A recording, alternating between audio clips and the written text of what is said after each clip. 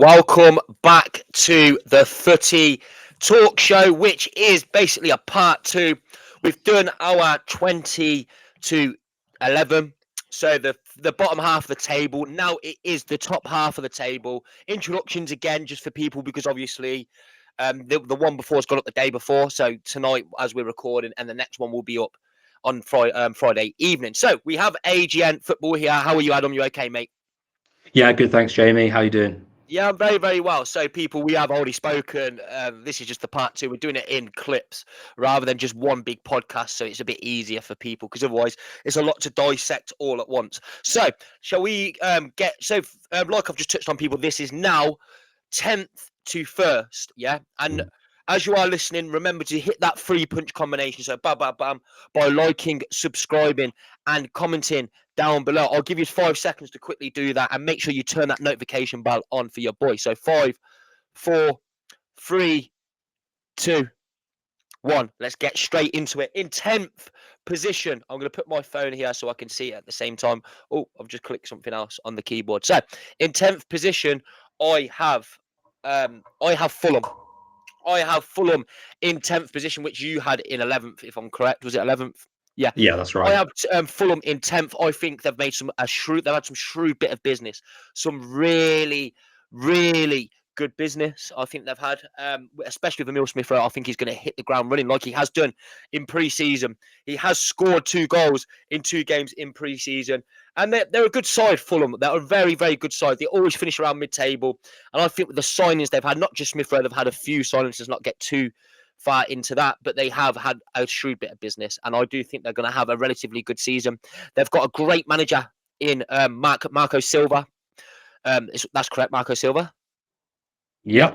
Yep. I don't, because we know me, people. We know Jay Gunner, Jamie Waffles Footy. He loses his head sometimes, puts over managers, butchers names. That's what I do, but I know exactly what I'm thinking. But yeah, Marco Silva, great manager. I think they will push for European positions, but they won't make European positions. That's my personal thinking. But top half of the table, 10th is top half. That's where I think they're going to finish. Where have you got in for 10th position, my brother? Yep. So as you just touched on, Jamie, I went 11th for Fulham, but I also said at the end of our last video that it could well be that they end up 10th. They could even get 9th for all I know, but I'm going 11th for now. I've got Wolverhampton Wanderers in 10th. Wolves. Reasons for that: I like Gary O'Neill. I've always liked him. I think he's a brilliant manager. And I think they've got some good talent in their squad. I was very impressed with some of their games last season. They ran us close at the Emirates. They were out of the game for most of the game, but they were pushing for a 2-2 at the end. Yeah, they were definitely. And they've just got some really good players. Obviously, Mateus Cunha is one of them. That I certainly like the look of. He's a very, very talented young player. And Gary O'Neill is just, I think he's brilliant. I think he's an up-and-coming English manager. I really do. 100%. I think he's got the potential to be very, very good. I think they're going to be very difficult to beat at Molineux. And I think they'll give teams a good game when they play away as well. So I think Wolves will finish in 10th place. I think they'll have a very good season. Yeah, I completely agree with you. I think they will have a good season as well. Obviously, I had them in 12th for people that have. If you haven't already watched the video before, go back, go watch the video, and then come back to this one, because obviously this is a part 2, which is going to be in the Footy Talk Show playlist that you will see, people. So let's move on over to 9th. And people, here we go. This is where it's going to be deluded Arsenal fan, biased Arsenal fan. Because I think that Chelsea won't even make the top 8. I think they won't make the top 8. They have 47 players in their first team. 47 players. How are 47 players going to gel together? And that is the moment we are speaking right now. As we speak right now, Chelsea have 8 first-team keepers. They have 8 keepers. They've signed Pedro Neto, which people are like, oh yeah, it's a massive improvement. He scored 11 goals in 112 appearances. Gabriel, our Arsenal centre-back, has scored more goals over that period than Pedro Neto has. So people are making out, oh yeah, Pedro Neto. I get it. He's good on the eye. He is good, very, very good on the eye. But his output hasn't been good. He's injury prone. And they're bringing all these other players, which I don't even know who they are. I generally don't know who they are. And I know I've got a bit high. I'm going like this. But we know, Adam already knows why I have a certain hatred towards Chelsea, and I'm going to touch on it actually, bro. I'm just going to touch on it while I'm here, Yeah. because I did do it on the last podcast that we did, but it never Yes. went up. Yes. I'm not going to go. I'm not going to go really severe, but it's nothing to do with my experience with Chelsea fans. I'm just going to give one example. One example. I did a live 2 days. I did a live while I was at your house, didn't I, Ad? You did. I did a live while I was at Adam's house, just after the Arsenal Lyon game. I did a live, and I know this is just one Chelsea fan, but it's a lot of them what are doing it to me. A lot of Chelsea fans. So Chelsea fans, if you are listening right now, wind your neck in, wind your necks in, wind them in, because I had one of them come in because I had my predictions up on my live, and I put Chelsea United. He didn't like it, so he came in and started putting, "Where's Daniel? Where's Daniel?" So for any context, Daniel was an Arsenal fan. He was a child, and we all know what happened to him. Rest in peace. Yeah. And that's what a Chelsea fan was putting in. And then when I put up Bukayo Saka the week before, it was a lot of Chelsea fans coming in and saying stuff to me as well, racist abuse and stuff. So that's just touching on why I get a bit angry or aggressive about Chelsea fans, but I have a reason to. But that isn't to do with why that I think they'll finish ninth. I'm just letting people know why I do have this certain little bit of hatred towards Chelsea. But like I said, last season they were one of the most informed teams at the latter end of last season. They were one of the most informed teams, and I think they won 4 of the last 5 games, except for us when we absolutely slapped them 5-0. But they've Poch is gone. People don't want to concentrate on pre-season. They want to say, our pre-season don't make a difference. Pre-season don't make a difference. When you're getting slapped 4-1 by Celtic, and you get slapped by Man City's under 21 squad, except for Haaland, they had Calvin Phillips at centre back, and they were 4-0 down. 4-0 down. Their pre-season has been poor. It's been extremely poor, and if this was Arsenal, if Arsenal were getting slapped 4-1 by Celtic and losing 4-2 and drawing with Wrexham of League One for one of them as well, I'd be extremely worried, because it was Chelsea's first team squad in most of these games as well. So if you go and look into it, go do a deep dive. And Chelsea fans, if you are listening, I'm not aiming this at you. I'm not saying this. It's just these are the reasonings behind me saying that Chelsea ain't going to do too well. And I did have a Chelsea fan come into my guest box on my live, and he completely agreed with me. He said, mate, when I seen Chelsea 9th on your thing, I was like, what is he doing? He's an Arsenal fan, that's probably why. And then he listened to my reasoning, and he's like, brother, I can't fault you for it. I really can't fault you for it, because the team's not going to gel well because of all the players they've got there. They're just bringing in silly bits of business. It's just not looking too great for them. And they're so heavy reliant on Cole Palmer, which I think is an absolute awesome player, best player in the league last season.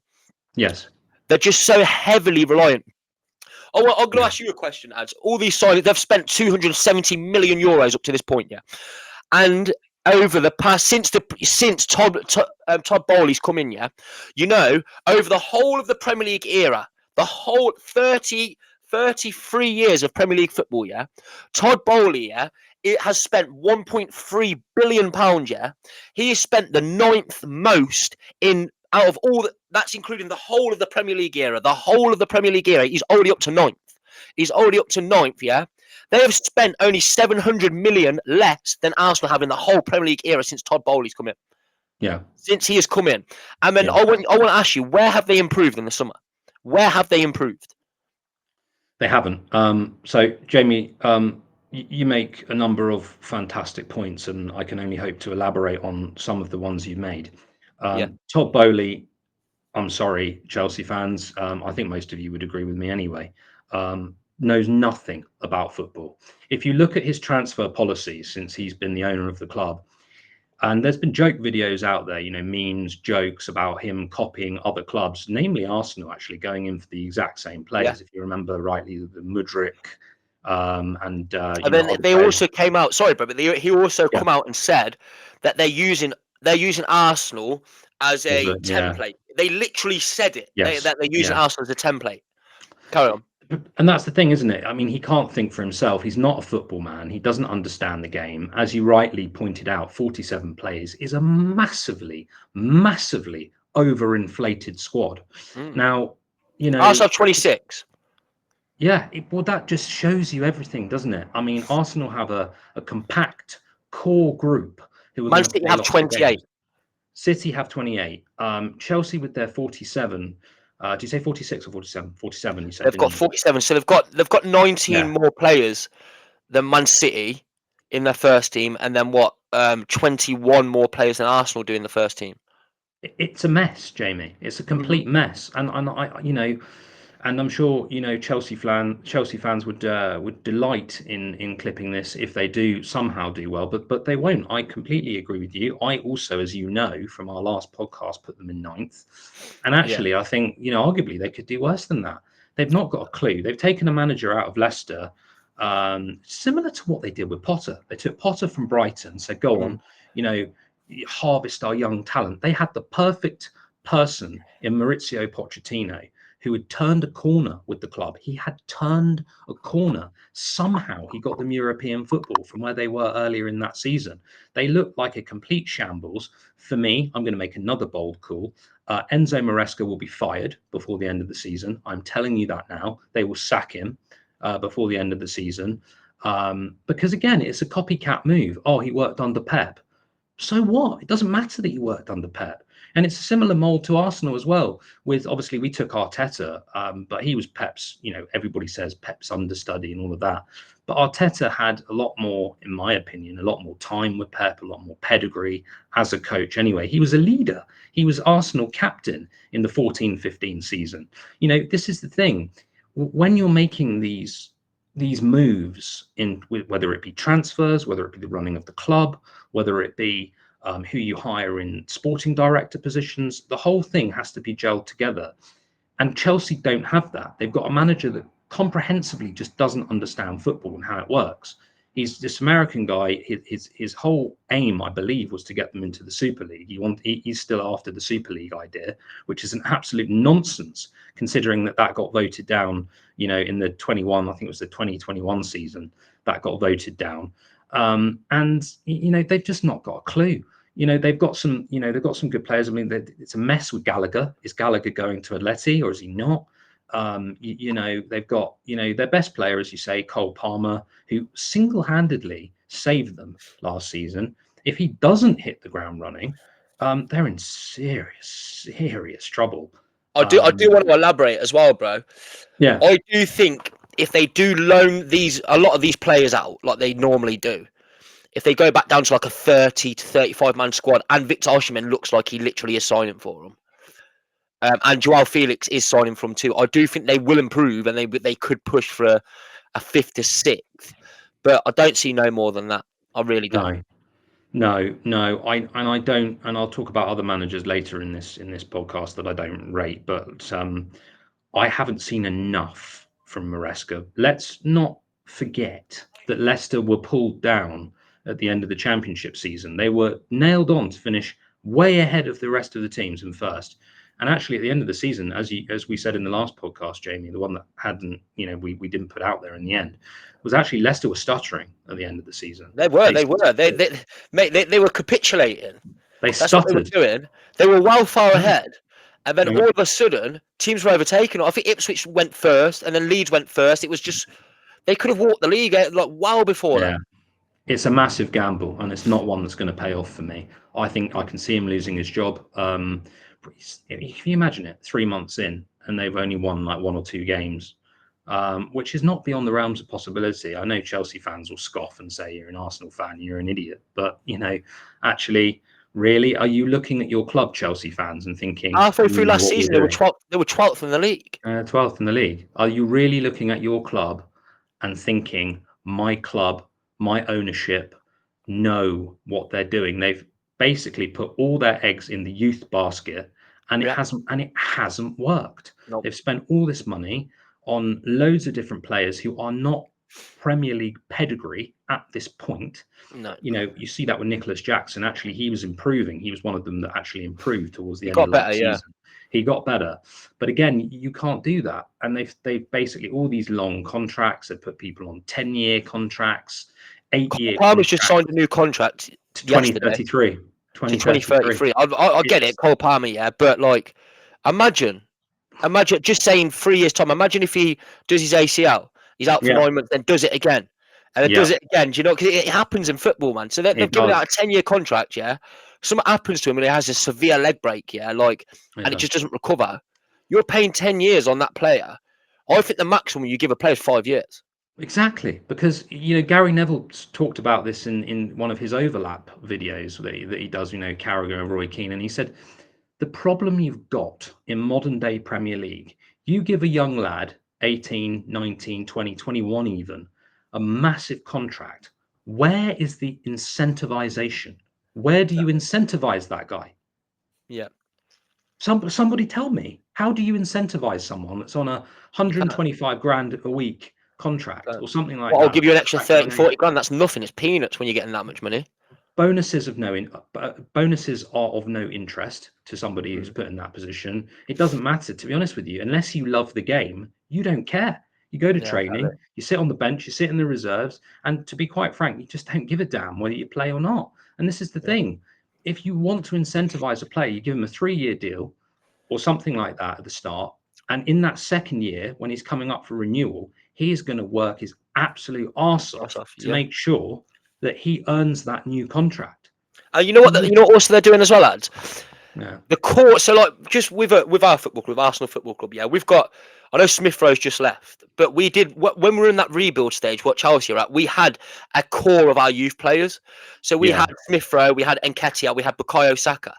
The Mm, core of their players, their youth players, yeah, is mm, Conor Gallagher, who looks like he's on the way out, yeah, mm, Evan mm, Chalobah, who looks like he's on his way out, and that what they're having to do, they're having to sell these so-called players because it's you get the full amount of money because it's a homegrown talent. So they're having to reap money back because they're spending so much money by getting rid of the youth players that actually mm. support the football club. It's that so-called thing as a fan playing as a footballer. Because that's what Pretty you have much. with Bukayo Saka. He loves Arsenal because Yeah. he's an Arsenal fan. Yeah. Yeah. It really Exactly is that. quite that simple. Exactly that. Exactly that. And that's the thing that Chelsea, Chelsea have to rely on the fact that they've got a few people in their squad that would bleed and would die for the club. And if you look at Exactly. the history and the heritage of the club, I mean, let's go through it. You had John Terry, Frank Lampard, players like Damien Duff, Yeah. Iron Robben, these players that would just burn for that club. They would Yeah. absolutely just die for the club, especially Terry and Lampard. I mean, who could you name in the Chelsea squad now who would die for Chelsea Football Club? I mean, Chelsea fans, listen. If Maybe you Cole Palmer. could, maybe Cole He ain't Palmer, even a Chelsea but fan. he's so young, isn't he? He's just come from Manchester City, come out of Manchester City's youth ranks, and he's done brilliantly well. But you know, Chelsea fans, I'd be very interested to know actually. In fact, you know what? I think Chelsea fans would say Reece James, but again, you've had the same problem with him. He's been He's injured injured. again now. His hamstring's gone again. He's injured again now. So there Yeah, you he's go. injured I again mean, now. where He's is the injured again now, continuity? mate. Like he Where um I think he's got a tight hamstring, so that he won't start the first couple of games. Because he started in the preseason and then he's pulled up on a tight hamstring. He hasn't done his hamstring, but he's got a tight hamstring. Clip this. Chelsea fans, if you can name a single player that you think would die for your football club, name it. Put it in the comments because you won't be able to think of one. And if you do come up with a name, I'm sorry, I'm sure you'd probably be wrong and you'd be probably grasping at straws. I completely agree with you, Jamie. A lot of them have very, very base knowledge, and that's putting it politely, to be quite honest. Yeah. All of these, things that they hit other fans with, these comments. I remember I went to the 3-1 and well, obviously had 5-0 last season, but after the 3-1, there was one Chelsea lad after we absolutely battered them. They had Lampard at the time as manager, and he comes out and we're all of the Arsenal fans standing around just chatting. And he's going, "Oh, but you lot never won in Europe. You never Yeah, won that's anything in brother. Europe. You never won anything in That's Europe." all they ever do. Whenever I do my lives, yeah, we'll be sitting there, yeah, we'll be going, "Oh, Arsenal going to win the league. Chelsea ain't looking too great." As soon as you mention, yeah, they'll just come in and go, "Where's your UCL? Where's your UCL?" That's all they've ever got to say.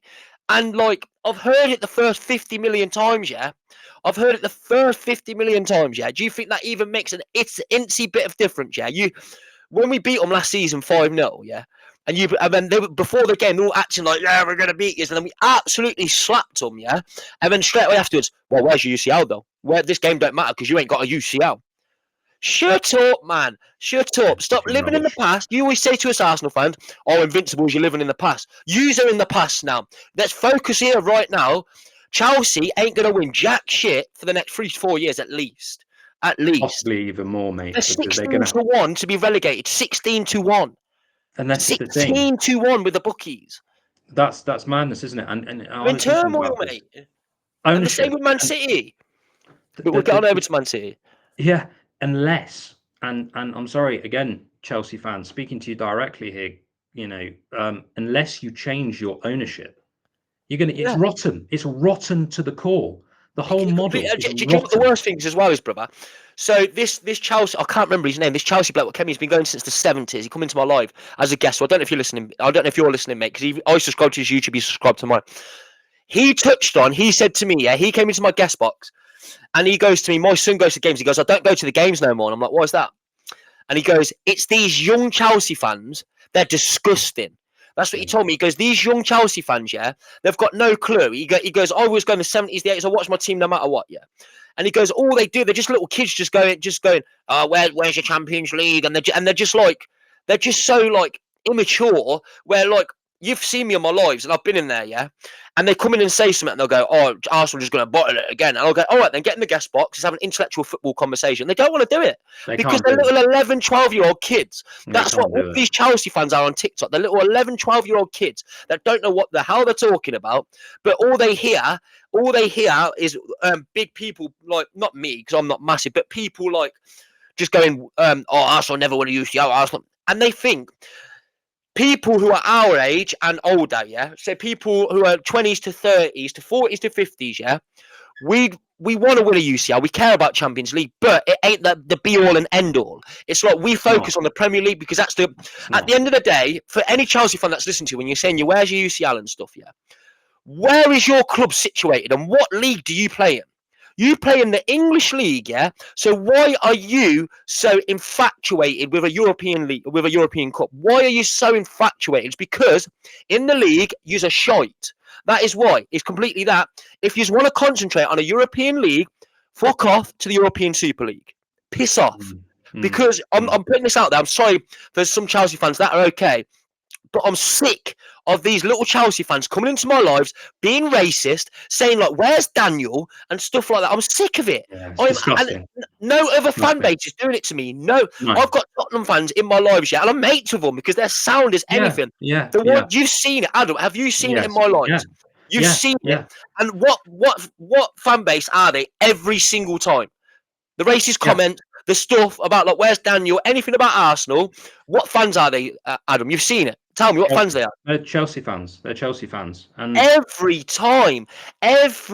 single time. And you can clip me Chelsea fans if you want. If you're sitting here and watching, you want to go, I want to clip Jamie because Jay Gooder because he's got 16k. Do it because all the fans that I'm coming across, there's a couple of good ones like Doobs. If people know Doobs, he's a big TikTok content creator. I talk to him most days. He's a Chelsea fan, but even he comes in and says to me, "They're a joke. These Chelsea fans, they're an absolute joke because it's just getting silly. It's getting beyond a joke, silly." It is. This is the thing. This is it. This is absolutely it.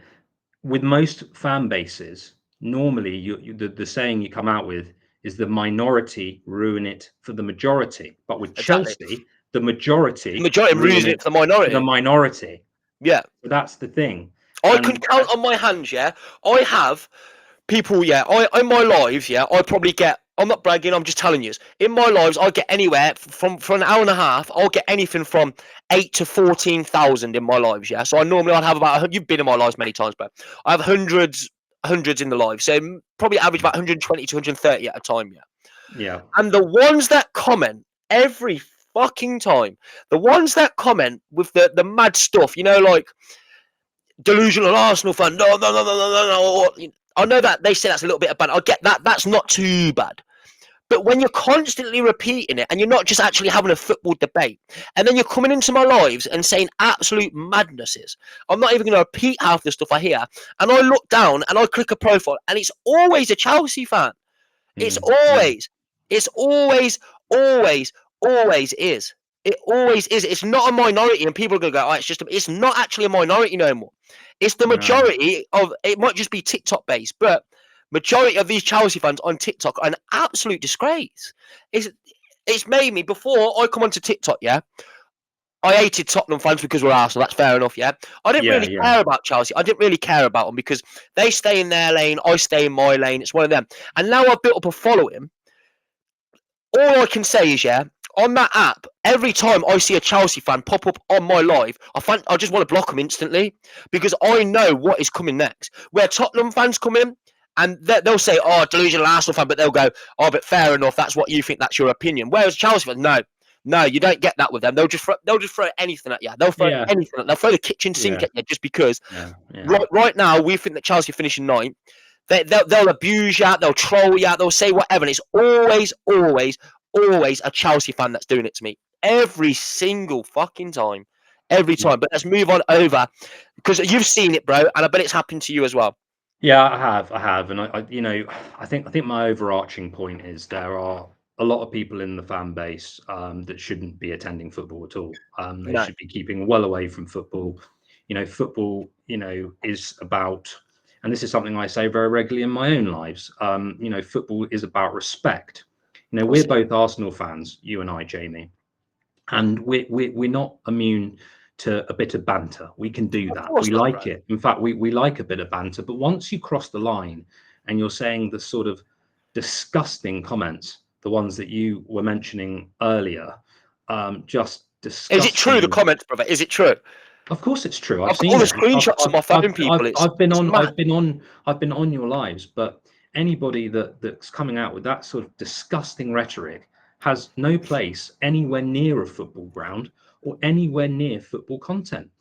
And I'm happy to stand by that. I'm happy to stand by that when people come to me and go, "Oh, well, which I'm sure they will, Jamie. We'll get Chelsea fans, won't we, saying, "Oh, you putting us, you're typecasting us," and all this sort of stuff. Yeah. But the reality of the matter is there is a very clear trend here, and trends, there's the saying goes, there's no smoke without fire, and there's a hell of a lot of smoke in the sense that this is happening to you. It's happened to me. It's happened to other content creators who I've been speaking to as well, where they've said, "Oh, I've had some absolutely vile abuse from some Chelsea fans." It's always it's always, sorry for swearing so much, people, but it is always, I don't know what it is. It's always, I mean, the names are always like Chelsea till I die and stuff. It's never just a normal name either. It's always these little counts with 1 to 2 followers. And they always seem to support Chelsea, and I don't know why. Because, like, for instance, people, I've put them 9th. I've had my live up before, and I've put Chelsea 5th, and they're still doing it no matter what. Because I put Arsenal first, just saying one of my lives, I think Arsenal might win the league. Just say, I'm not saying that's what I'm going to say on this pod, but I've done that before, and straight away it's just abuse instantly from Chelsea fans, always. Yeah, it is. And I'm sorry if you're watching this and you're a Chelsea fan, yeah, and you're actually really nice. I apologise to you, but Yeah, your the fan base that you have, it's disgusting, man. It generally is disgusting. I mean, think I'm going to like, it ain't even just that either. It's like the thing what happened with Enzo Fernandez, the stuff what happened with that PSG fan on the train. It's majority of things. You never ever hear stuff like that with Arsenal. You don't. You might hear us being a bit delusional, going, "Yeah, we're going to win the league" and stuff, but you never hear racist things. You never hear. Arsenal's a very multicultural club. The first team in the Premier League to field an all-black 11. The first team to field an 11 of foreign players, and that's what we've done. And what I don't quite understand is that most of Chelsea players are of African descent. So that's why I don't get it. I don't get it at all. And even the guy that came into that guest box said to me he sees it constantly with Chelsea fans, and he's a Chelsea fan.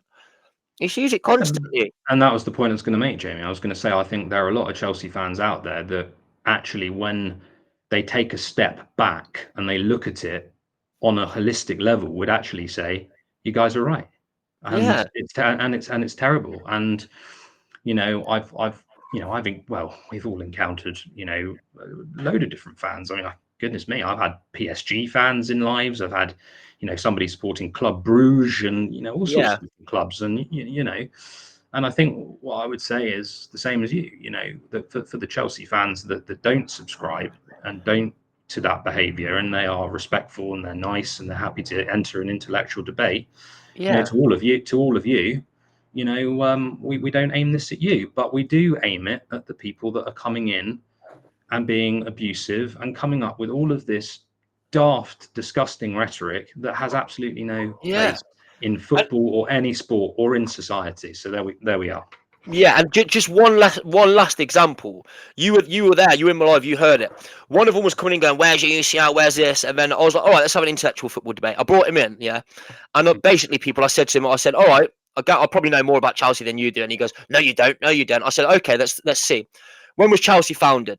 He didn't know. I said, who founded Chelsea?" And I was like, "That's Henry Augustus. Do you know who that is?" "No, we were founded by this." "No, you weren't. You were founded by this person. The first time you won a trophy was 1955." And I was just saying these things to him, and they were and he was just. It was, you knew you were talking to a child who just had no clue, and they just want to say, "Where's your UCL? Where's this? Where's that?" And we're not people. What you've got to understand is we're not getting salty about the "Where's your UCL" comment, because we're going to get that. Well, of course we're going to. We're Arsenal fans. We're always going to get it, and we want to win a Champions League. But it's when that's the only thing that's being said when you're trying to talk about football and the next season, what's coming up, and how Chelsea are going to do it. It's all you hear, because they've got nothing good to say. It's just trolling. It's literally all it is. It's just trolling. It's just abusive, and it's just become a joke. But let's move on over. So you have Chelsea in 9th. I have 8th. I do have West Ham United, and that is, and I think you've changed, because when we originally did it, you had them lower, and then you've realised their signings because you were away when we first did it. But West Ham in 8th, I've got, and that's because of the signings they've made: Somerville, Guido Rodriguez, Max Kilman. There's loads of them. You can reel them off. They've signed about 6 or 7 players. They've solved that core issue in the squad. And you think that front line of Mohamed Kudus, they have Jared Bowen, they have Fulkrug now up front as well, and then they have Somerville to come in as an impact as well, which you could see Jared Bowen maybe going into a cam position. And then they've got Paqueta, they've got a majority of good players. They just saw Wan-Bissaka for their right back position as well. Wan-Bissaka. Yeah. So decent Premier League proven players. Very good. 8th position. I think I wouldn't be surprised if they finish higher up than that. They could well do. They could well do. So, Jamie, the hesitation that I have, and you've already heard this as well, of course, because we obviously talked about this before in the podcast that we haven't released, that my hesitation with West Ham is the manager. Yeah, I don't rate Lopetegui. Now, I'm happy to be proven wrong. And actually, I'm going to shout out West Ham fans, because you lot are great. I've got some lovely West Ham fans in my lives as well. They're lovely. Yeah, they're great, aren't they? And I've had a few saying to me, "Oh, you do brilliantly, and really support what you're doing, and I really love your content." And you know what? It's mutual respect, West Ham fans, because we both are rivals with Spurs. Although I would repeat what you said earlier, Jamie, I've got some very decent Spurs fans that come into my life. Yeah, so me too, bro. They're a really great bunch, actually, to be fair. But West Ham, I do have a bit of a soft spot for the club, if I'm honest. And I want you West Ham fans to do better than 8th. Actually, I would be very happy to see it. I wouldn't mind if they did better. But I just don't think Lopetegui's the one. I was not of the same persuasion with David Moyes as a lot of you. I think a lot of you wanted him gone. You thought it was dull. You thought it was boring. It was sort of pragmatic football, as I put it. But I think he was doing quite well, and I don't think Lopetegui is a massive upgrade. In fact, I think it's more sort of say a downgrade, but it's sort of like for like, really, with Lopetegui for me. He didn't do very well at Wolves, and it was never really sort of discussed why it didn't work. I mean, sometimes with one club it works and with one club it doesn't. But Wolves and West Ham, similar-ish profiles. West Ham is a much stronger club historically and nowadays in my assessment. But then Wolves are decent, and they've been pushing for Europe as well, and have played in Europe. So it's sort of similar-ish. So I don't see why Lopetegui necessarily would get the best out of these players, but they are very, very good players, and that's why I do think they will finish in a Europa Conference League position in 8th, because I think that's right, Jamie, isn't it? 8 clubs get Europe this season. Yeah, Conference League. Yeah. So I think they will finish in a Conference League position, finish 8th, could be higher, but let's see how they go. Yeah. Do you want to move on over to your 7th? Yeah, Jamie, I this is a difficult one for me, It's mate. very difficult. Oh, it's so difficult. You see, I know you're going to disagree with the team that I have on paper. It's in seventh at the moment. Um, Just put what you I've think, mate. actually, yeah, it's between Villa and Newcastle for seventh for me. I think because obviously we did an interview, didn't we, on the Lyon game. After the Lyon game, I asked Hmm. you who you thought would be the surprise package to push City and Liverpool and the rest of them, and you said Villa. And I absolutely agree in some ways, but where I think they may struggle is they're playing Champions League this season, and Yeah. that is going to take a lot out of the club. It's their first time in the Champions League. There's going to be a lot of But they what's the did word? play Conference League on a Thursday night the season before, They did, yeah, they did. and they made it quite far. They made it to the semi-finals, whereas I don't think they'd make a semi-finals in the Champions League. They got out earlier. no. So I think it probably will be. I probably put them.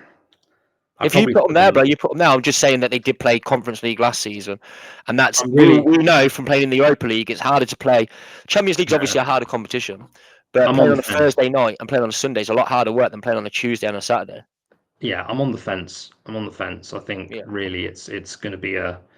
It's going to be between them and Villa because I think Spurs will finish higher, and we'll touch on that later. I think yeah. A lot of Man people will are finish saying that higher. Villa are going to fall off. Um, I think I'm going to go with them in seventh. I think I'm going to Mhm. stick with that because that would be Europe for them again. And Yeah, yeah, be Villa fans would be Conference happy with that League as well. You again. know. So I'm going to go seventh. Unai Emery, great manager. He's done very well for them. Again, it's another example of a manager that didn't work at Arsenal, but has gone to a different sort of club, similar to some of the Spanish teams he's managed, sort of mid-table. So the seventh place will go to Aston Villa. I think that will be who finishes in seventh. Yeah, I'm a bit torn on this one as well. I really, really am a bit torn on this one.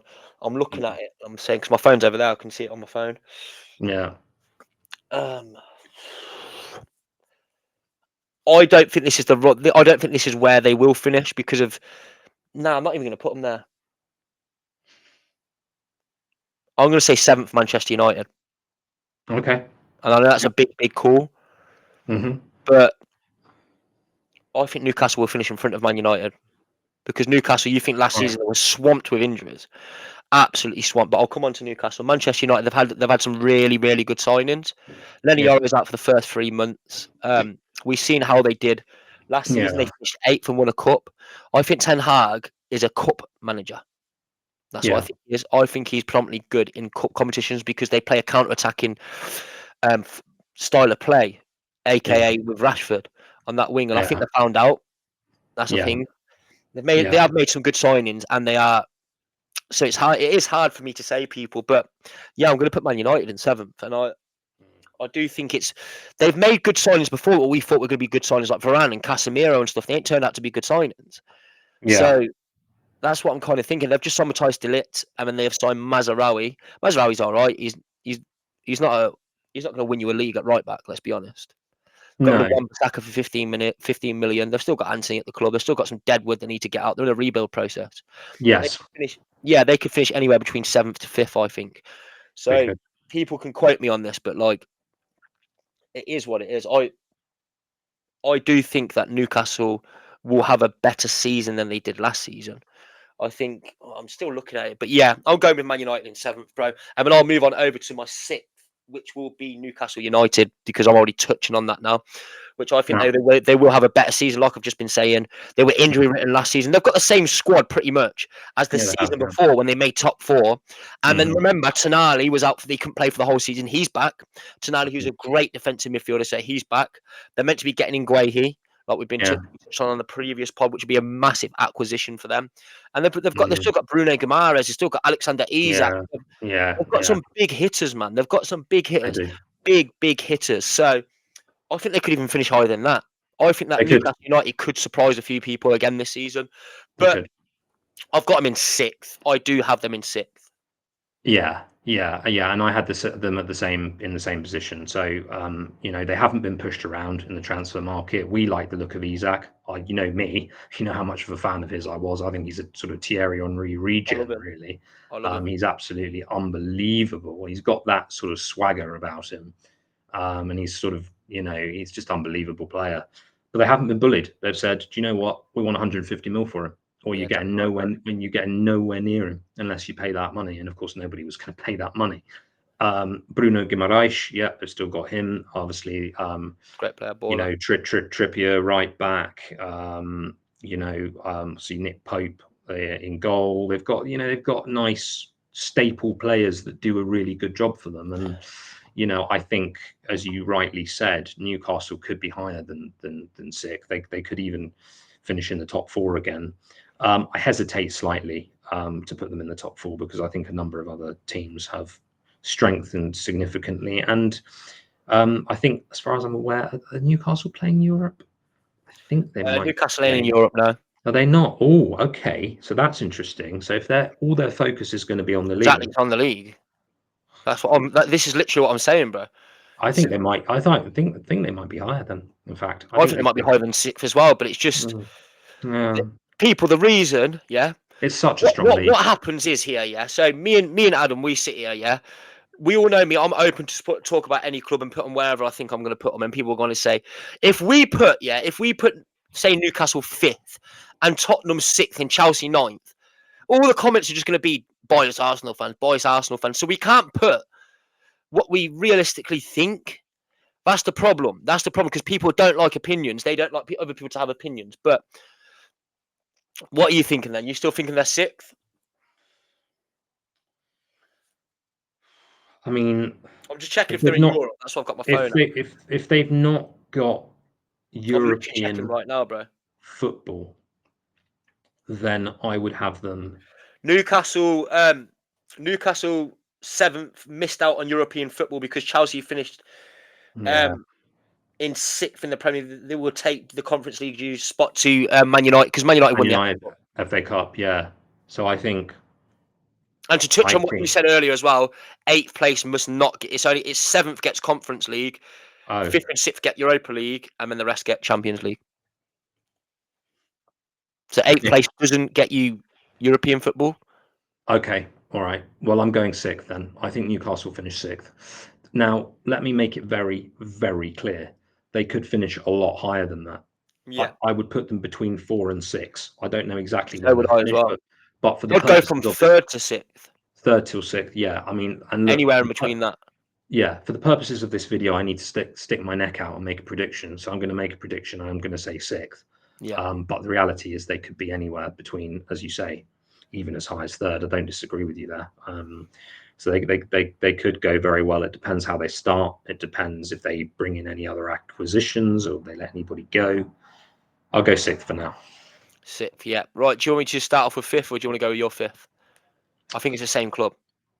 Spurs. Yeah. Yeah. Yeah, well, this is an interesting one, isn't it? I mean, I can go first, or you can, mate. It's up to I'll you. just go. So basically, people, I did originally have Tottenham in 7th in my prediction. So the ones I did on my TikTok, but they've signed Solanke now, so I think they will regain where they were last season. I think they had a good start to the season last season, and then they fell away. And they, you know what's the worst thing as well? I know they, when they played Man City that day, yeah, and they were like, they won't make Champions League anyway, so it didn't make a difference. If they would have took a result off Man City that day, Man City lost. Aston Villa lost their last 3 out of 3 games. I think that's correct. But if they would have beat Man City that day, then they would have actually won the league. Then not won the league. They would have actually finished in the top 4. Yeah. So they had Champions League in their hands and they didn't take it necessarily. But they've improved with Solanke coming in. But then elsewhere, I don't think they've improved. Yes, agree. Elsewhere, and I don't think Tottenham fans love Bissouma, Pape Sarr, and players like that. But in fact, when you look at things, people, Bissouma ain't gonna win you a Premier League, man. No. And that's just being completely honest. And if I was a biased Arsenal fan, what some people will probably think, I would have put Tottenham 20th in the table if I was a biased Arsenal fan. I would have put them, Absolutely. 20th. Don't like them, like I do with a lot of my rankings. A lot of them. I'm Yeah. not gonna lie, I'm not gonna lie to people. I see Tottenham and I go 20th Yeah. because that's me playing around and being biased. But this is and that's on TikTok. On YouTube, I'm serious. I talk about my footy because that's what Yeah. you're here for. You're here to listen to my opinion.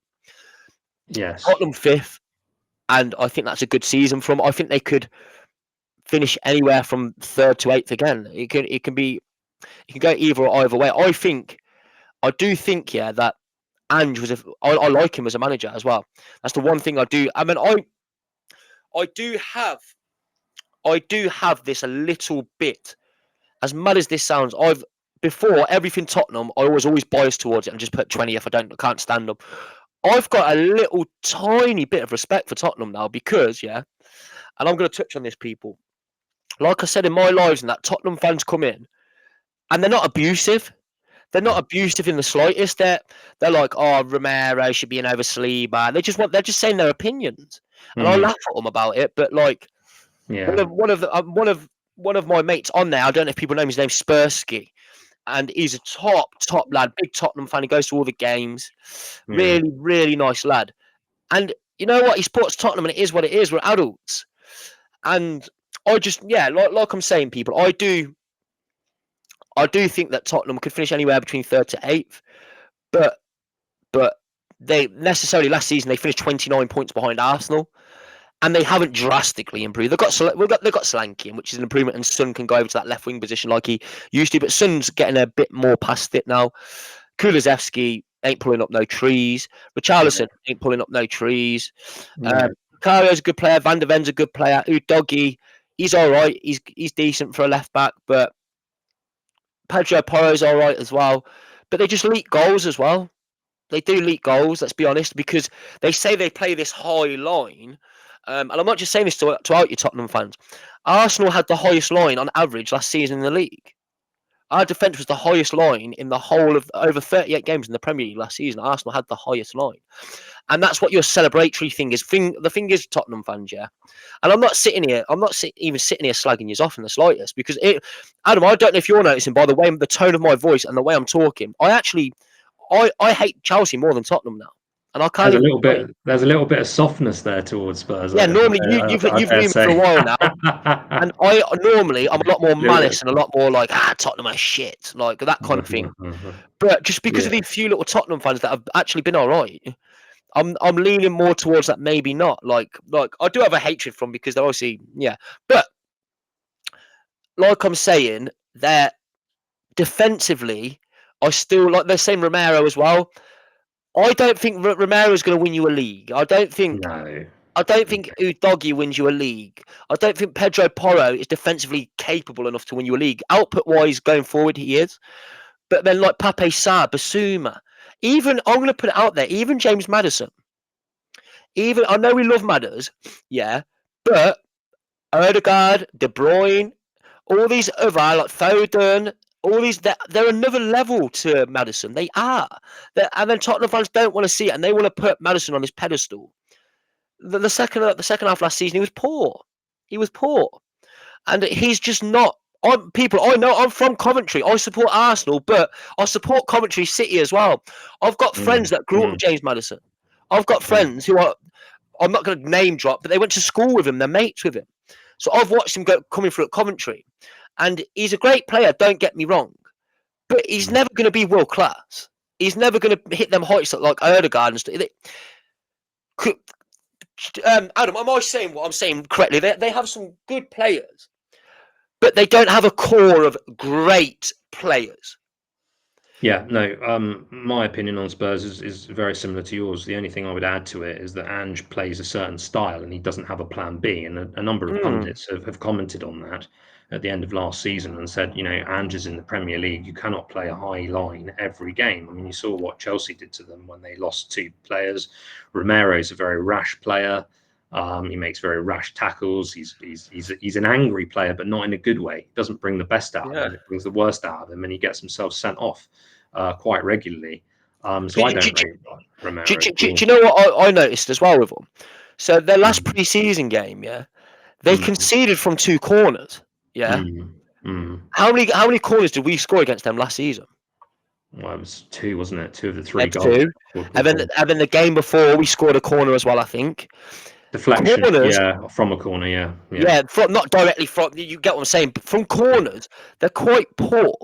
So is Romero the tallest player in the world? Is Udogie the tallest player? Is Pedro Porro the tallest player? They're not. They're not big, tall lads, are they? Maddison ain't a big, tall lad. Well, you can say that about Arsenal players, but we have Gabriel, we have Saliba, we have Kai Havertz all over, like 6'1", 6'2". Ben White, big, tall. Calafiori is just coming, big, tall. Thomas Partey, big and tall. Declan Rice, big and tall. These players are all big and tall lads. Even Bukayo Saka's 6 foot, no, like 5'11". But Pedro Porro's tiny. Yeah. I don't quite know if Christian Romero is 6 foot, but Van de Ven's quite a tall lad. Vicario, does Vicario look like a big tall keeper? No. But actually, to be fair to him, he's a very good keeper. And Van de Ven is very, very. He impressed the life out of me. Van de Ven. Same as me. He's so quick across the ground. It's He's unbelievable. rapid. It's like watching a greyhound go after. They're like greyhound racing, going after the striker, making brilliant tackles. I think they've got some very, very good players, but I do agree that they don't have. I mean, if you had to say with Spurs, they're world beaters, you would have said when he was still at the club, you'd have said Kane, or they would have done. Yeah, their fans yeah. Heung-min Son a couple of years the season before. And they'd say Son. Now, obviously, they've added Solanke. Yeah, fine, fair enough. Good signing. Good signing. Is he going to get them as many goals as Harry Kane? No, he's not. Not this season, anyway. Not in my opinion. So I think fifth is where they are. But I think what I think with Big Ange, they are looking at their model, because we've been talking about football models. I think he just wants to get Spurs consistent in terms of positions. I mean, he said it in press conferences, hasn't he? He said, look, he basically, and I respected this. He said, I don't care about Champions League if the club doesn't develop. He's all about overall development, because it's very easy, isn't it, Jamie? Like, let's reference Chelsea. How many times have they won the league and then gone back down to 12th or 13th? Yeah, just sat their managers. It's not where they want to be. I mean, do you know what? I know we keep touching on Chelsea, but like, it means that's what's brought these little fans around as well. Like, because there's no loyal fans. Do you get what I'm saying? Like, no. There is some, obviously, but that's kind of, I know I'm touching back up, but that's probably where it comes from, where they win the league and then they just sack their manager, it's all gone to disarray, and they'll win the league again 3 years later. I know I want Arsenal Football Club to win a league, but I'd hate for my club to be like that. Absolutely, because it's a completely different model. It's a completely different model of operating. You want consistency. Who wants to finish? Yeah, who wants to finish first and then finish 15th? I mean, you don't, do you? You want consistency. You may not win again if you win the league. You're not guaranteed to win it again. Of course, you're not. But you want consistency, and I think where Spurs are going to be in terms of their play, they play attacking football. Their fans are happy with it. I think Big Ange, if he wants to win the league or push for the league or something like that, he's going to have to come up with a plan B tactically. But I think Spurs are going to be Champions League there or thereabouts. I think they'll miss out probably just about. I've got another team in 4th place, which we'll come on to, which is a very big gamble. I think you probably know who I'm talking about. And I wouldn't be surprised if Spurs did finish above this team, which I'm going to go on to next. But I think Spurs have got a good core. They've got a good core. They've got a good manager, a good ideology, a good way of playing, a good basis. And I think that stands them in good stead, as much as I don't like saying it. I think they've got a fairly bright couple of seasons coming up. I think your connection keeps going, brother. It keeps going. You're moving around. It's not moving around properly and stuff. But I'm going to move on over. Can you still hear me, mate? Yeah. You can still hear me. Am I moving correctly for you? No, it froze. We may have to, I don't know. We'll just carry on. So, in 4th position, I have Aston Villa. So, this could be a swap and a change between 4th and 3rd. It could be anything. It can be from Aston Villa to who I've got, who's coming in next. But it's obviously it's going to be. But in the 4th position, Thank you. In the fourth position, I do have Aston Villa, and I know you put them a little bit further down, but I do think that Aston Villa have improved their squad still. They've kept it about the same because they brought in Onana, they've brought in a few good talents, and I think they're still going to bring in some key acquisitions as well.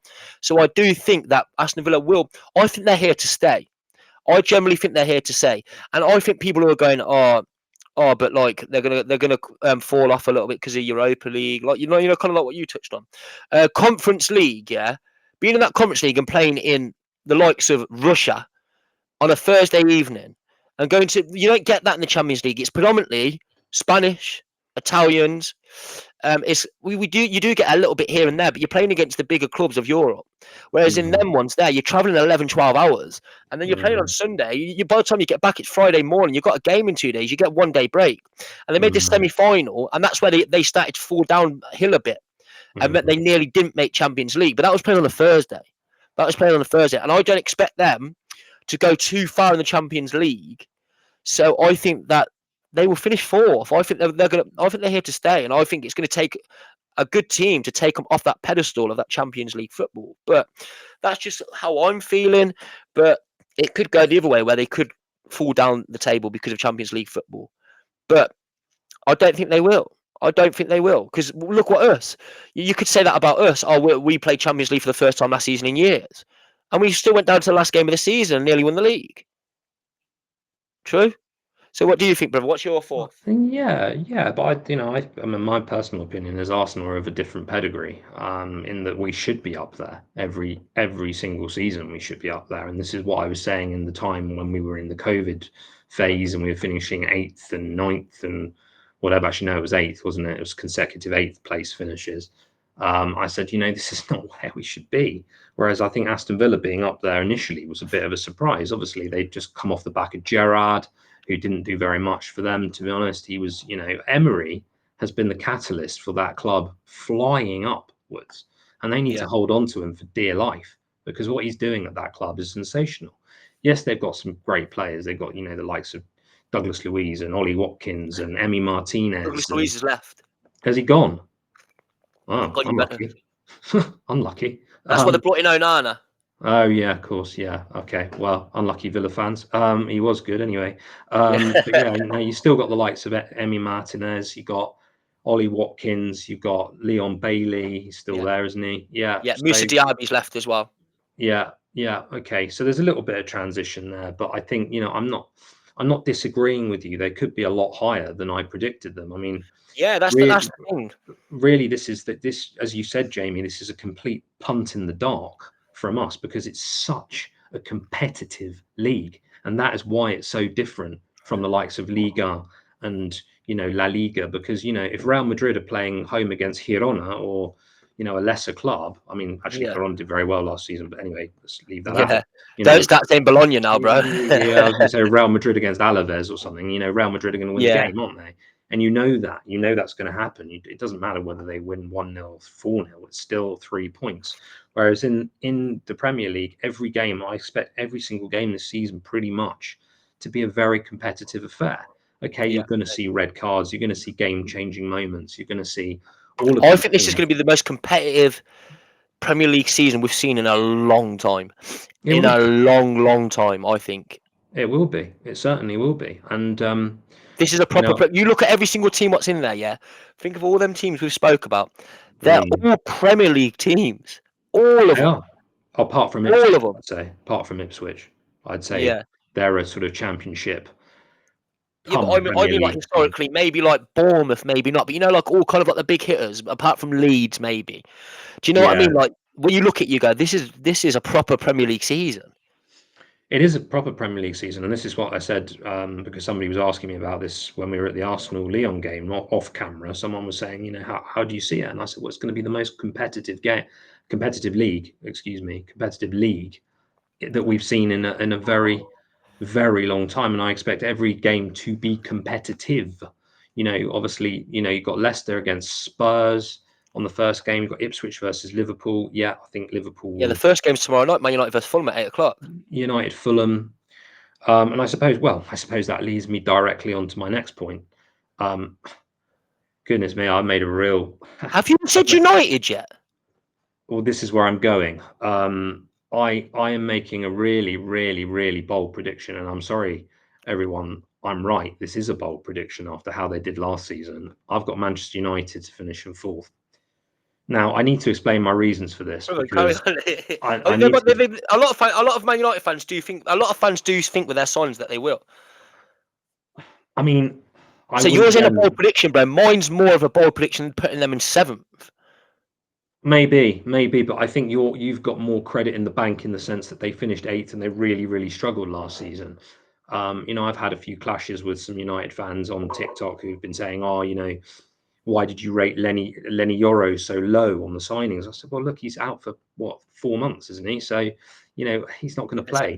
But they have signed Joshua Zirkzee. They've signed some good talent in this window. And I think the thing that I would say is they've given Erik ten Hag a blank check and they've said to him, go get the players you want. Yeah. And if it doesn't he's worked with all the ones. He's got Mazraoui, De Ligt. He's worked with all of them. Well, this is the thing. And so this is the club backing him. This is, the new ownership backing him. And, anybody who watches my content knows that when I was starting up my content, I talked a lot about Manchester United. I've done a number of collaborations with their fans. I don't mind them, bro. I don't mind United fans at all. I was going to say I've had some very decent Man United fans on my channel. I've appeared on other channels, other Man United channels, to do combination videos and all the rest of it, and they're a good bunch, to be honest.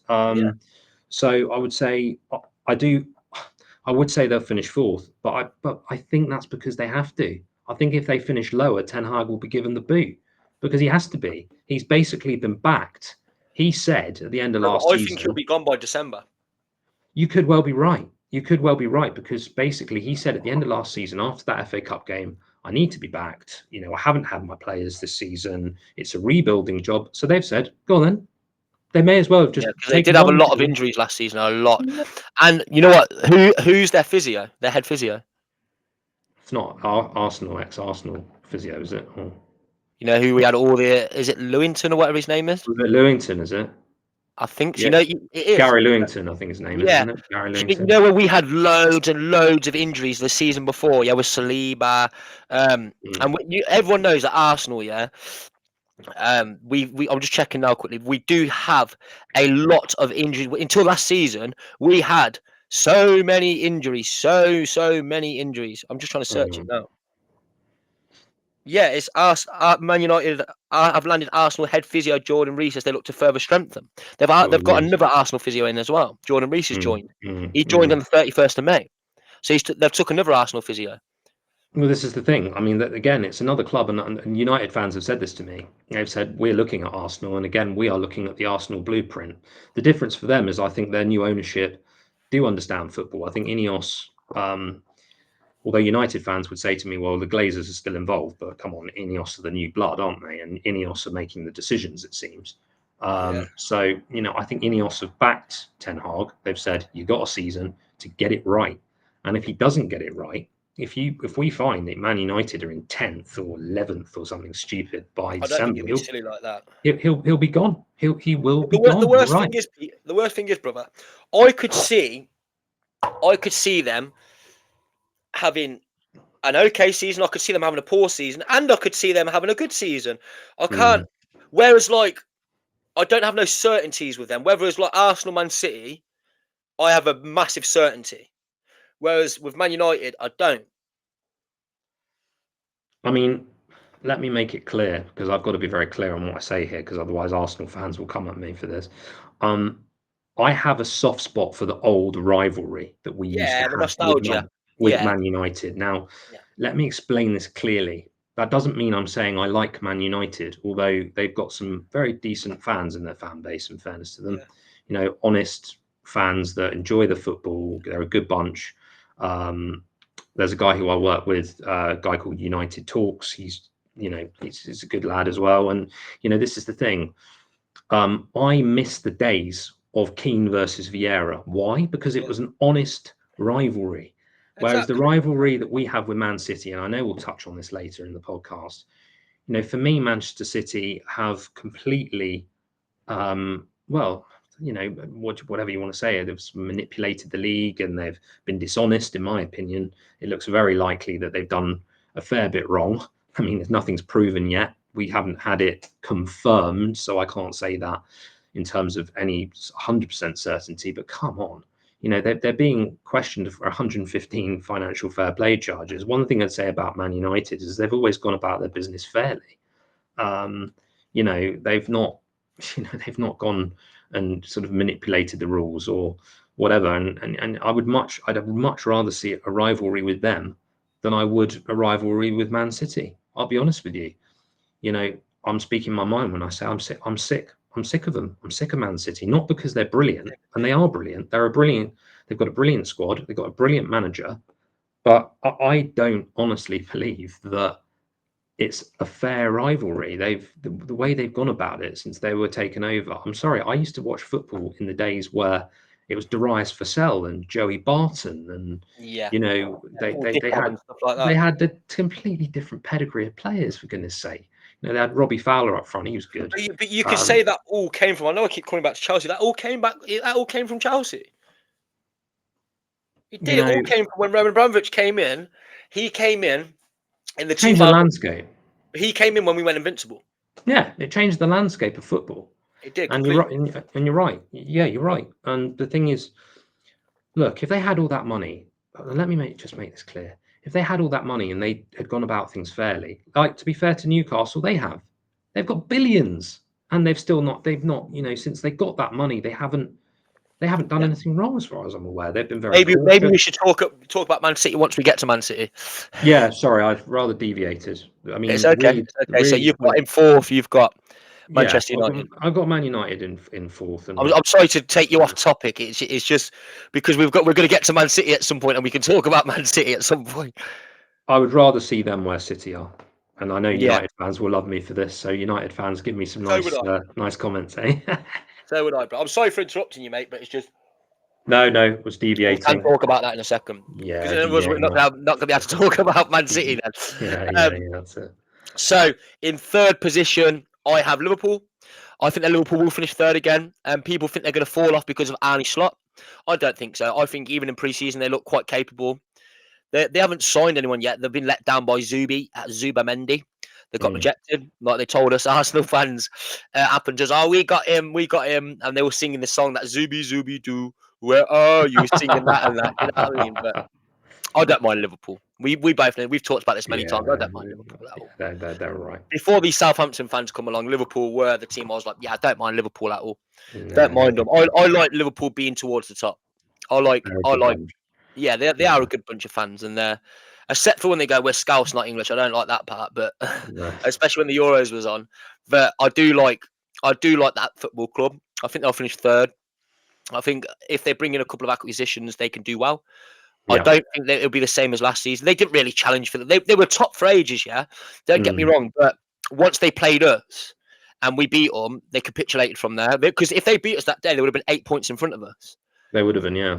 I've touched on this a few times, people, yeah. And what people don't seem to realise. What people don't seem to realise, yeah. Actually, no, you know what? I'll save this when we talk about Arsenal. But yeah, I've got Liverpool in third position. I think they'll have a decent season. I don't think they'll be up there. I think they'll fall behind Arsenal and Man City, but I think there's a gap between Arsenal and Man City to the rest.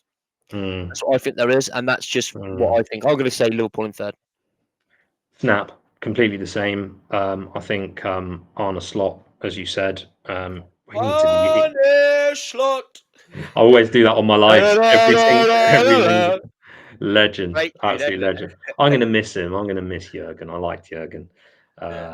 Jurgen. Yeah. He did that himself, by the way. That was Jurgen's impression of a Scouse accent. So that's not me. That's not me taking the mick, Liverpool fans. You're finished. I think Liverpool fans would be, I don't know about happy, but content maybe with third, because I think they will still challenge for at certain points. There'll be certain moments in the season where they do very well and they'll be up there, but I don't think they will challenge for the distance. They won't go the distance, but they'll look good, and I think they'll comfortably finish ahead of Man United in fourth. See my prediction, fourth. for United. So I think it will be Liverpool in third position. Haven't added anybody, but then they've got a very set squad, haven't they? Would it overcomplicate matters if they did add too many players? I don't know. So we'll see. We'll see how they do. It's going to be intriguing. Slot's a good manager, I think. So I think we'll see. But they'll finish third, I think. Yeah. So that brings us over. Yeah. So there's no point of going straight to go, this is who's second. There's no point. I'm going to go straight out there, and people have seen my interview with you. Yeah. Yeah, of course. Arsenal are going to win the league this season. I didn't even say that convincingly. Arsenal will win the league this season. And I'm here to tell you why they will win the league this season. So, people are going to say, deluded Arsenal fan, putting Arsenal first. How can I be a deluded Arsenal fan, putting Arsenal first when we finished second 2 seasons in the bounce, 2 points behind Man City last season? We're on their trail. We are on their trail. We took it to the last game of the season. Now, look, people. They have lost Julian Alvarez, who had 32 goal contributions for them last season. De Bruyne ain't the same no more. De Bruyne is getting injured constantly. We've seen Kyle Walker at the Euros. He is not the same player no more. He is not the same. They've got a court case in mid-September. That's when this court case starts. Mid-September, yeah? We don't know the outcome. But they are in turmoil currently. And I'm going to pose a question to every one of you, yeah? Are Man City the same team that they were 4 to 5 years ago? Are they better or are they worse? In my opinion, they're certainly worse. That it's Man City. It's still Man City at the end of the day, but they're not the same team that went toe to toe with Liverpool. They're not the same team that finished as Centurions. They really and truly are not. But if you put into what happened last season, if they beat Arsenal both of them games, they would have actually finished with 97 points. 97 points that club would have finished with. 97 points. So maybe they are, but their players right now, yeah, toe to toe with Arsenal went last season, toe to toe, and people are going to say, "Oh, Arsenal." They keep coming into my life, say Arsenal bottled it. We certainly didn't. They goes, "Oh, you were top when you could have just beat Villa." What happened that day? If people want to actually go back and they actually want to think football and realise what happened instead of just being lazy and saying bottling, yeah, that day Liverpool were top of the league. They were top of the league. They lost their game that day. They lost the game that day, so that put the pressure on us to go and beat Villa to go top. We weren't top. We weren't top at that point. We weren't top. We won 16 of our last 18 games, and we took a point from City. We went to Villa and lost, but we were second at that point anyway. We weren't top of the league, people. What people need to realise when they keep saying bottling last season, we weren't. How could we have bottled the league when we weren't top in the first place to bottle it? Liverpool were top. Liverpool were when they played against us, yeah, they could have went 8 points in front at the top of the league. They were already 5 points in front of us in February, and we ended up finishing 6 points in front of them. We gained 11 points against them. If you look at form from the second half of last season, Arsenal won 16 of the last 18 games, including drawing 1, yeah? So if you go by a form guide of that means that Arsenal would only lose a maximum of 3 games next season. 3 games. And we draw 3. That's if you go by form, and that's all you can do going into this next season. You can go by, that's why we're putting teams, Brentford further down, why we're putting Brighton further down, because of the form they went on last season, yeah. It is an upward trajectory like this. And if people don't want to see it, they don't want to see it. People are going to be blind and they're going to glaze Man City, yeah, because Man City have won it 4 times. What do Man City have to play for anymore? What do they have to play for? You know what they're doing? They're chasing their own records. That's what they're doing. They're chasing their own records. Whereas last season, they were doing it because Man United had done it before. They wanted to beat Man United's record because Man United did it 3 times. They did it 4 times. Now they're chasing their own record. That's what they're doing. They're chasing all they're playing for. Oh yeah, we've got to do it 5 times because no one's ever done it before. Wait, we did it 4 times. It's kind of one of them ones, people, where I think, and I've put this out there before, Arsenal win the league by 5 points or more this season. I can see it happening. I can generally see it happening. And then people are going to go, oh, if you don't sign a forward.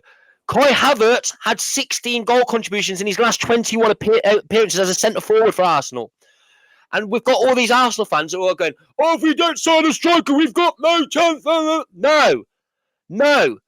Last season, our biggest problem, people want to think it's the striker position. We scored 92 goals last season. Our biggest problem was the left-back position. That was our biggest problem. Is when we come up against Liverpool and Salah absolutely destroyed Zinchenko. Zinchenko got injured. Tomiyasu was injured. We were having to play Jakub Kivior at left-back when we went on that run in December when we lost 3 games on the bounce. That's what happened. The left-back position was poor. I know getting a forward would help out Arsenal so much. It would. It would take us to that next level, getting that top-class striker. But Man City did it without Haaland. They did it without Haaland. They did it playing a midfielder up front. They did it. Foden was playing as a centre-forward at one point. That's how Man City did it. And we play similar to Man City. So, Arsenal Football Club can win this league. And I think they will win this league. And I'm going to put this out there, yeah? I think Arsenal finish with over 90 points this season. Over 90 points. At 91 to 92 points, I'm saying this season. 91 to 92 points. That's my prediction. And my prediction also as well, people, is that Arsenal, the first 4 games, we will win all 4 games. All 4 games. And then in that period, we have Tottenham as well. And then we have Man City. I think we'll do City as well. I think we're not here to play silly buggers. I think this team now, after doing this for 2 seasons on the bounce, they're going to go out there and prove a point. I think they generally are going to go out there and prove a point. What are you saying then, brother? I'll put Arsenal first, Man City second. Yeah, I've done the same. I've gone with Arsenal to win the league. Now, I'll elaborate on the points for that.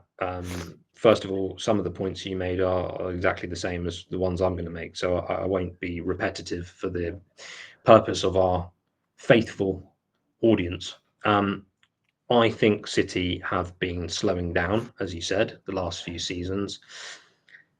There's going to be an element of disruption in their season. Now, when there are legal matters ongoing, is anybody really going to tell me that there's not going to be a single element of distraction on Manchester City's squad when the likelihood is, if this goes the way that people think it will and should go, if there's any justice in the football pyramid, that they should be wiped out of league football if they have done what they are accused of having done. You cannot have one side that just doesn't play by the rules. And this is where, this is what I was saying earlier on with the comparison with other clubs that are challenging fairly. Liverpool, you don't see Liverpool splashing stupid money around and you don't see Arsenal do it either. You don't see Arsenal do it. You don't see Liverpool do it. You don't see Manchester United do it. But what they'll say, the Man City play, sorry for interrupting, but what they will say, brother, they'll say that Man City don't spend 100 million, but they buy about 10, 60 million pound signings. What equivalent that anyway? City fans, I mean, I've spoken to a few of them, and they are deluded. You want to talk about fan base that's deluded? I have met so many Manchester City fans that had no idea of their players pre 2012 when they first won the league. You want to talk about football heritage? They've got no heritage. They don't have heritage. The City fans that have been going since Main Road, those days, and have watched, the Bartons and the Vassels and those sorts of players. Fair enough. You've stuck with your club, and you're probably really enjoying it. And those fans deserve it. I'm not saying they don't, but there are a lot of Glory supporters. It's the club that have the biggest amount of Glory supporters. Anyway, I don't want to deviate. De Bruyne is getting older. Yes, he's still a great player, City fans. Sure he is. But he's getting older. He's 33 now, and he might be moving to Saudi Arabia. So I hear. I don't know if that's off the table or not at this point. Off the table, he's staying. He's staying, is he? Okay. Well, I'm sure he'll still have a good season, but he's getting older. Guardiola may well leave at the end of this coming season. Look at what happened to Liverpool when Klopp told the Liverpool fans he was leaving, that he was resigning. Now, since obviously resigned from football completely, which was a bit of a shock. But essentially, I think Arsenal have been on an upward curve. City have been on a downward curve. And at some point, those two curves are going to meet. And we are at the point where they're going to meet. And I think we will go ahead of them. Manchester City, great. They're a great side. They're a great side. But there are going to be a number of challenges that they're going to face this season which are different to ones that they've ever faced before. Now, on the striker point of view, I completely agree with you saying what you said about we don't necessarily need a striker. Havertz can step up. He's capable of stepping up. We've seen it. He might well get. I want to back my man. I want to sit here and say Havertz is going to get 25 goals this season. I wouldn't be surprised. I'm not saying he can't. I'm not saying he can't. So I'm not one of those fans that's going, oh, if we don't get a striker, it's all over. Yeah. But I'm one of those fans. I've got more of a niche view. And with all of these different things, you know, there's viewpoints and viewpoints and viewpoints, and it's a spectrum. Now, where I land on the spectrum is if we get a striker, somebody like a Gyökeres will win the league. No doubt about it at all. Yeah, that's what same as me. That's what I agree. If we don't get a striker, I still think we've got a good chance of winning the league. But for other reasons, similar reasons, some same reasons, some different reasons. I think City are going to be distracted. You're standing there as Erling Haaland playing up front against Chelsea on a Saturday afternoon. You know, it's going to slip into your mind. What's my future? All of these players have to be thinking, if the charges get founded and there's basis for them, and that is found in the legal action, then all of these players are going to have to find different clubs. That affects performance. It does because the hearing's mid-September, brother, but in early 2025 is when they actually announce the decision. Well, there you go. So it could be an absolute minefield.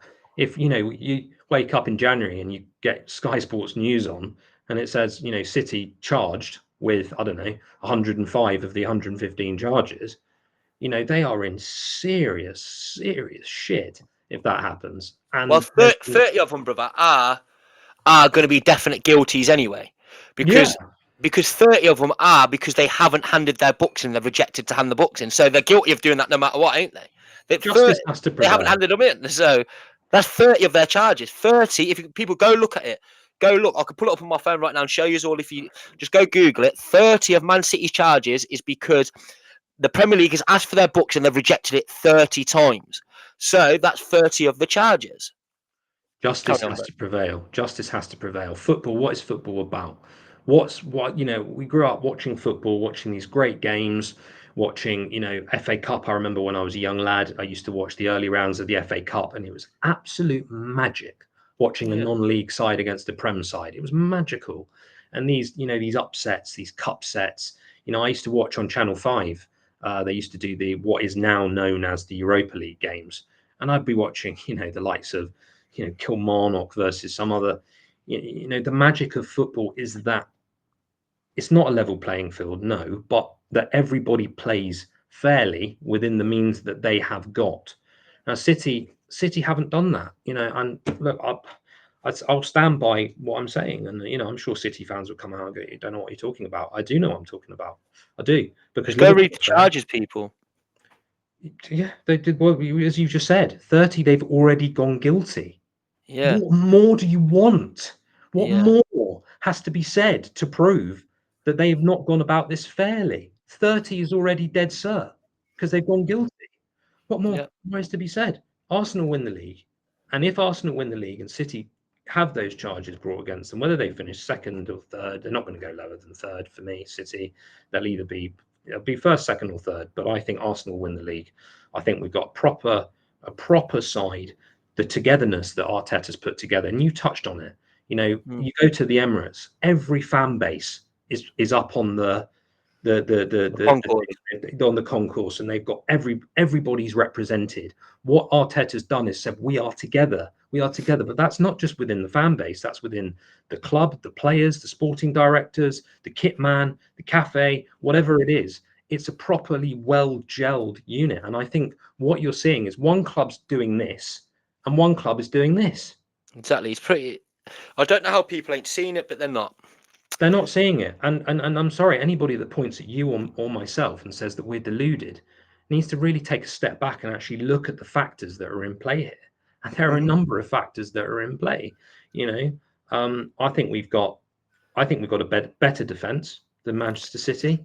I said that I said that last season. I got absolutely ridiculed. Anybody who watches For the Badge Sports, I was on an Arsenal City 11. It got over 100,000 views. And I went for Saliba over Ruben Diaz, and loads of people came out at the time, and loads of people came out at the time and said, "Oh, what are you saying?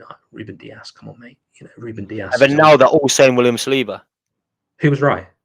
Yeah, He was right. yeah. So it was like we have a better defense than them. I think we've got their goalkeeper's probably better. Okay, Yeah, fine. But you look Rodri's at better than Partey. Rodri's better than Partey. Rice. We've got a Drawing's fantastic better squad. as an 8, but then you move on over. Defense is clear. It could go either way. It's 5 out of 6 or 6 out of 5, either or either. Pretty much. Yeah, pretty much. It's really, really tight, but then that's when that cohesiveness comes into it, and then they don't know what's going on. So Arsenal I think win it. Yeah, Arsenal win it. So we're both backing Arsenal to win it. We're Arsenal fans. We're going to back our club, but I'm looking from an outward perspective and looking in. Yeah. I do think we'll win it. And like I've said, people click me on it by 5 points or more. Arsenal win the league this season. They'll win the league with 2 games to go. Yeah. 2 games to go. That's what I'm thinking. Right, people. So there we go. It's been a long one. I want everyone to hit that notification bell, hit that 3-punch combination. So bam, bam, bam. By liking, subscribing, and commenting down below. Make sure you go check out AGN Football, who is this prat next to me. So make sure you go check him out. And sorry if we've ranted on about Chelsea Football Club and stuff, but it was just an issue I wanted to touch on as well. And also remember to check in on someone else today. Mental health awareness is so important. Whether you're on the train, you're on public transport, whether it's a friend or a family member, take your earphone out while you're on the train, just checking on someone, checking on a family member, and stand up to racism. Because I am finding a lot more racism on my TikTok lives and stuff. So do stand up to racism. If you see it, don't ignore it. Don't ignore it. Stand up to it. Yeah, people. Right. Okay. So I have been Jamie Waffles City, aka J Gunner 17, which I've touched on before. I'm going to change my name to everything on J Gunner 17. And this has been Adam. Adam, put your plugs up. AGN Football on TikTok, AGN Entertainment on YouTube. At some point, I might pick one or the other. If anybody's got any comments on that, I'd love to hear them. But I do a load of football content, as I said, on the first part. Some of the shorter sort of prediction videos and videos like this, podcasts. If it's football, I've got it over there. So come and check me out. Yeah, you've heard it here first, people. So remember, hit that 3-punch combination. It's been good. We'll see you later. Peace and love. See you later. Bye-bye.